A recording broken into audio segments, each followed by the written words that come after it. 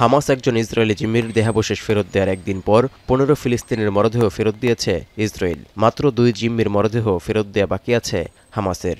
এর মধ্য দিয়ে সমাপ্তির পথে যুদ্ধবিরতির প্রথম ধাপ। যদিও নানা অজুহাতে প্রথম থেকে চুক্তির শর্ত লঙ্ঘন করে গাজায় হত্যা ও ধ্বংসযজ্ঞ চালিয়ে যাচ্ছে ইসরায়েলি বাহিনী।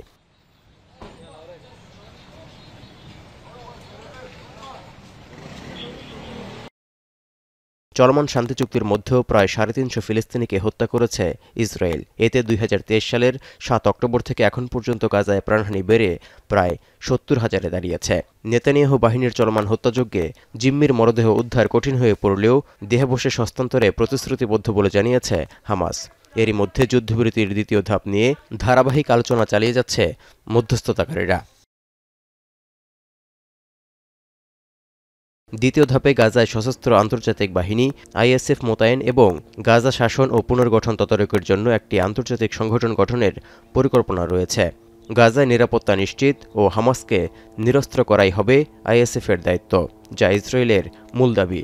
এই বাহিনীতে ২০,০০০ শান্তিরক্ষী পাঠানোর পরিকল্পনা করছে ইন্দোনেশিয়া। দ্বিতীয় ধাপের যুদ্ধবিরতিতে স্বস্তির নিঃশ্বাস ফেলতে চায় নানা সংকটে জর্জরিত লাখ লাখ বাস্তুচ্যুত গাজাবাসী।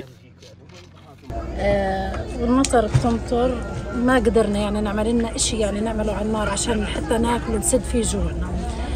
خيامنا تبهدلت في المية، ما في إشي يعني بديل غير الخيمة. وعلى أمل إنه إحنا نرجع، أعطونا أمل إننا نرجع حتى، بس هذا الأمل مش موجود. ما فيش أمل إننا نرجع حتى. حكوا لنا إنه بدكم تجيبوا ترجعوا يمكن يعطوكوا يوم إنساني.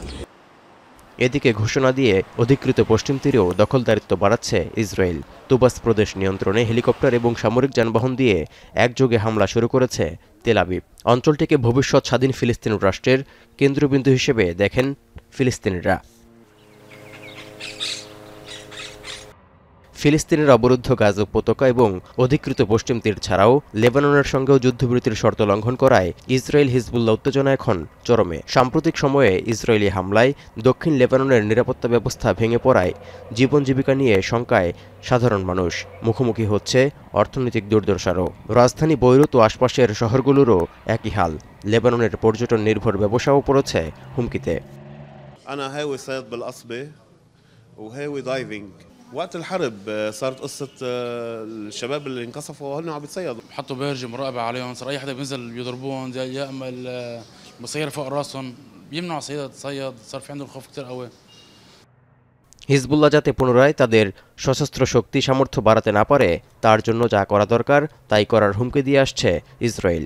২০২৩ সালে গাজায় আগ্রাসন শুরুর পর হিজবুল্লাহ ইসরায়েল সংঘাত চরম পর্যায়ে পৌঁছায়। এরপর এখন পর্যন্ত ইসরায়েলি হামলায় অন্তত ৪,০০০ লেবানিজ এবং ১২০ ইসরায়েলি নিহত হয়েছেন। তৌহিদুর রহমান, এখন বিশ্ব।